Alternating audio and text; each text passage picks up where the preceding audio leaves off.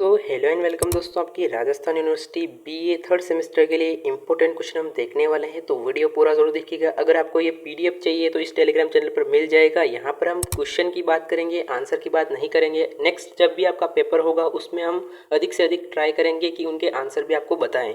यहाँ पर अगर आप इस वीडियो को अधिक से अधिक शेयर करेंगे तो आपको उस वीडियो में आपको आंसर भी देखने को मिल जाएगा। यहाँ पर अगर हम बात करें आपके BA third semester unit first के इंपॉर्टेंट क्वेश्चन की अगर हम बात करें तो स्क्रीन पर आप देख सकते हैं यूनिट फर्स्ट के इंपॉर्टेंट क्वेश्चन है, दिल्ली सल्तनत काल के इतिहास का लेखन के प्रमुख स्रोतों का सर्वेक्षण कीजिए। आपको बताना है कि दिल्ली सल्तनत काल के प्रमुख इतिहास के स्रोत कौन कौन से हैं, विदेशी, इसके अलावा साहित्यिक, इसके अलावा आपकी पुरातात्विक स्रोत कौन कौन से हैं, इसके बारे में आपको यहाँ पर डिस्कस करना है। इसके अलावा अगर हम बात करें भारत पर जो तुर्क आक्रमण हुआ था उसके कारण क्या थे, प्रभाव क्या थे, विश्लेषण आपको करना है। आपको बताना है कि भारत में तुर्क आक्रमण का कारण क्या था, प्रभाव क्या था। इनके आंसर आपको 1 वीक सीरीज में मिल जाएंगे, वहां से आप इंपॉर्टेंट लगा सकते हैं वो और इनको बार बार पढ़ सकते हो। जब भी आप पेपर देखकर आओ तो इन क्वेश्चन को वापस इस वीडियो को देखना, इनमें से आपको बहुत सारे क्वेश्चन देखने को मिल जाएंगे। इसके अलावा अगर हम बात करें यहाँ पर यूनिट फर्स्ट का तीसरा क्वेश्चन इंपॉर्टेंट हो जाता है, राजपूतों द्वारा तुर्की आक्रमण का प्रतिरोध का वर्णन कीजिए। इसके अलावा अगर हम बात करें यहाँ पर चौथा क्वेश्चन हो जाता है, दिल्ली सल्तनत की स्थापना और सुदृढ़ीकरण की प्रक्रिया का वर्णन कीजिए। आपको बताना है कि दिल्ली सल्तनत की स्थापना कैसे हुई और उसका सुदृढ़ीकरण कैसे हुआ, इसके बारे में आपको बताना है। नेक्स्ट अगर हम बात करें यहाँ पर तो यहाँ पर इंपॉर्टेंट क्वेश्चन हो जाता है यूनिट फर्स्ट का पांचवा इंपॉर्टेंट क्वेश्चन हो जाएगा, अलाउद्दीन खिलजी की साम्राज्यवादी नीति की विवेचना कीजिए। इसके अलावा अगर हम बात करें यहाँ पर मोहम्मद बिन तुगलक द्वारा किए गए प्रमुख नवाचार की आलोचनात्मक मूल्यांकन कीजिए।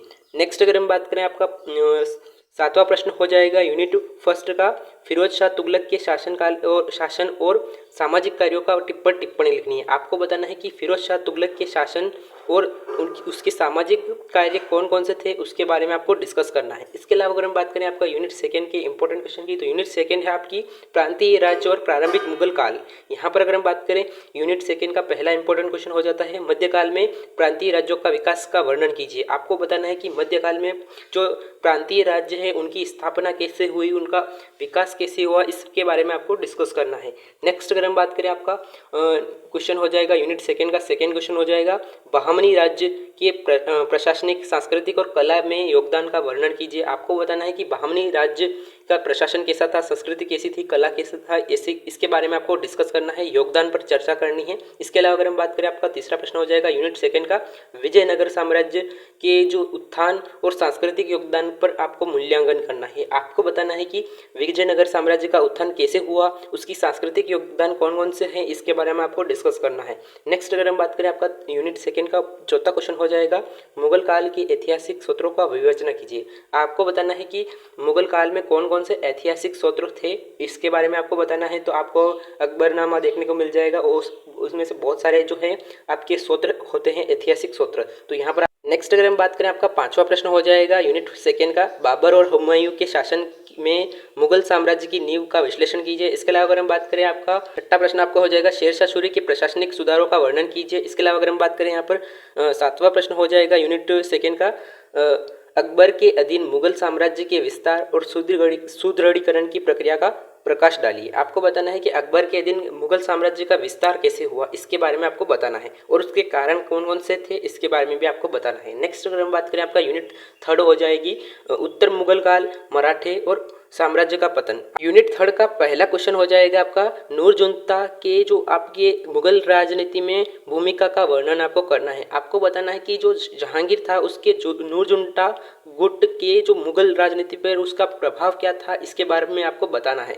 तो यहाँ पर स्क्रीन पर आप देख सकते हैं सेकंड क्वेश्चन हो जाएगा यूनिट थर्ड का, मुगलों की दक्कन नीति की आलोचनात्मक समीक्षा कीजिए। आपको बताना है कि मुगलों की नीति जो कैसी थी दक्कन के प्रति। इसके अलावा अगर हम बात करें शिवाजी के उदय और मराठा की शक्ति 1761 तक विस्तार कैसे हुआ, उसके बारे में आपको डिस्कस करना है कि शिवाजी का उदय कैसे हुआ और मराठाओं का पतन कैसे हुआ, इसके बारे में आपको बताना है। नेक्स्ट अगर हम बात करें यहाँ पर मुगल साम्राज्य के पतन के प्रमुख कारणों पर विश्लेषण कीजिए। तो ये एक वेरी वेरी क्वेश्चन हो जाता है यूनिट थर्ड का क्वेश्चन।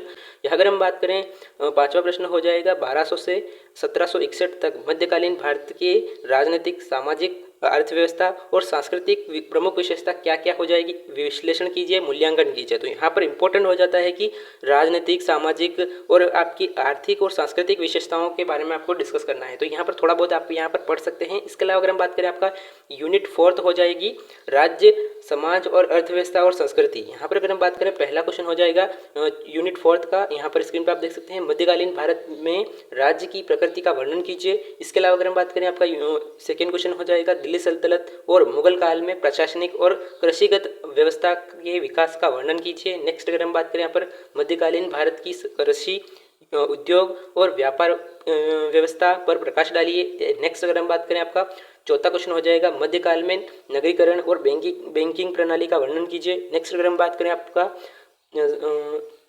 पांचवा प्रश्न हो जाएगा मध्यकालीन समाज के वर्ग संरचना जैसे कि उलेमा, अमीर, किसान, दास और महिलाओं की स्थिति पर टिप्पणी लिखिए। तो ये एक वेरी वेरी आईएमपी क्वेश्चन हो जाता है। इसके अलावा अगर हम बात करें, एक और इंपॉर्टेंट क्वेश्चन हो जाता है, ये question very very IMP question हो जाता है। यहाँ पर भक्ति आंदोलन और सूफी आंदोलन की विशेषताओं और उसके प्रभाव का वर्णन कीजिए। तो यूनिट 4 का ये वेरी वेरी आईएमपी क्वेश्चन है, छठा प्रश्न यहाँ पर आपको देखने को मिल जाएगा। नेक्स्ट अगर हम बात करें, मध्यकाल में कला, स्थापत्य और साहित्य की विशेषताओं का विश्लेषण कीजिए। तो ये भी एक वेरी वेरी आईएमपी क्वेश्चन हो जाता है। यहाँ पर आपको बहुत सारे जो कला, स्थापत्य और साहित्य के विकास देखने को मिलता है मध्यकाल में।